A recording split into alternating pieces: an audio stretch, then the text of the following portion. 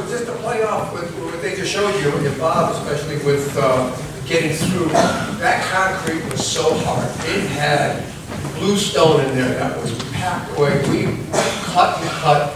But I have to tell you, on the second day, as you showed, we brought in the A-team of concrete workers. And these guys, they handled that jackhammer like Michelangelo trying to get through and carve out David. They did a magnificent job. And it was, the way the whole thing came out of such a hard matrix was really extraordinary. And of course, when we pulled it and got to actually hold it and see it, everybody kept looking at me and going, "Open it, open it." I said, "No, we're not opening this. This is going to the diagnostic lab. We want to know what's in it before we open it." And as Natalie showed you, the images were very, very, so even, as Natalie said, even before we started, we knew basically what was in the capsules and where they were located in the capsules. And that really guided us in terms of the actual opening of this thing up. This is copper sheet, and it really was kind of a very thin coated, so it was, we were able to open by basically, they showed you the real science. You know how I opened this thing? I use a Sardino can opener. Strip that baby all the way around. But it basically was just taking time, stripping back, cutting and stripping, and you can see over here we're starting to yield the newspapers that were very tightly rolled in here, but started to expose themselves. The newspapers, by the way, while you can see the edges were somewhat frayed, and of course this is where the scar came through. Basically the newspapers were in very, very good shape in terms of the preservation, and you will see that in a moment. But getting through it just took time. You can see this is capsule 1, and there was a little package in here, a little paper bag. Here you can see a better shot of the newspaper. Very clear. The preservation was really good. If I'm not mistaken, there were 6 newspapers. And they all evidently were dailies or weeklies of New Haven. These were all New Haven newspapers. So think about this, 1909, before radio, obviously before television. This was the way you got your news. And there was at least 6 newspapers active in the city at this time, and they all are represented within the capsule. So it was really a terrific preservation, rolling them out, trying to get them to relax, which would take time before they so that the paper, that little paper envelope that was in here, you could see the inscription here, and basically it came from a former mayor of the city at the time of the turn of the century, who donated 2 items, a grape shot and of course the ballistic that Bob pointed out. And note the difference between his ballistics and those photos with nice points on them.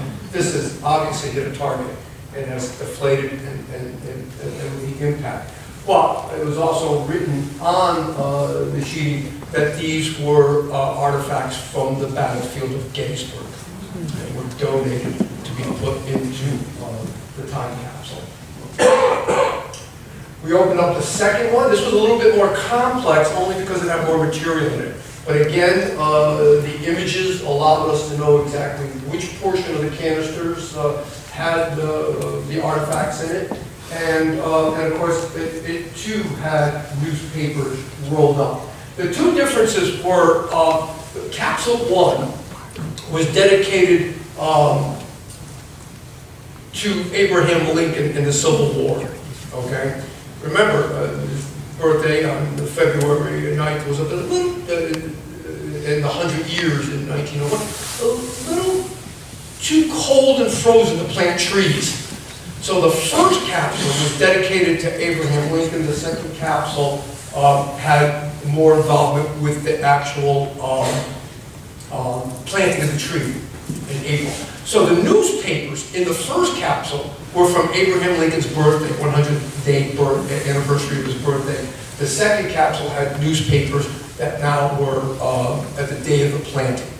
Okay, so you had February and April represented in the two different capsules. And of course, far more artifacts, a little box in here. Opening those up, as Judith mentioned, they're representative of the Grand Army of the Republic with a very elaborate medal with an eagle and of course a star here with the United States flag.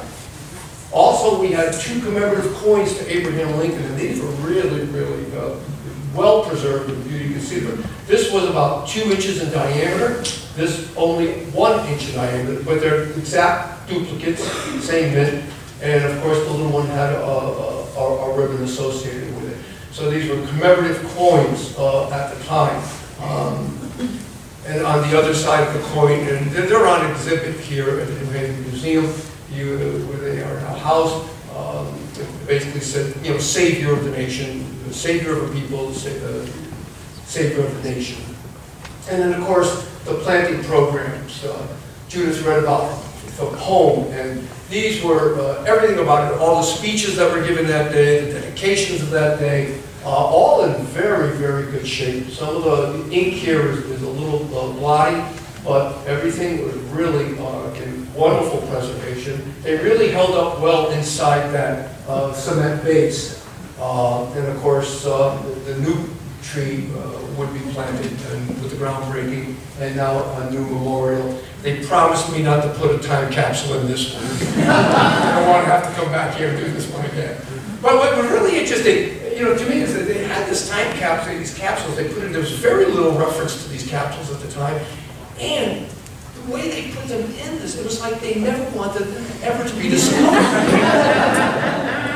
It took some labor, and, but really, in the end, really some very important and interesting artifacts, not only to what was going on in the turn of the 20th century here in New Haven, but also it gives us a better understanding of the New Haven breed, which is really the focus here. And, so a new tree is planted, and the old tree has given us some artifacts and some remains that are going to teach us, as you will see in the second portion, a great deal about the people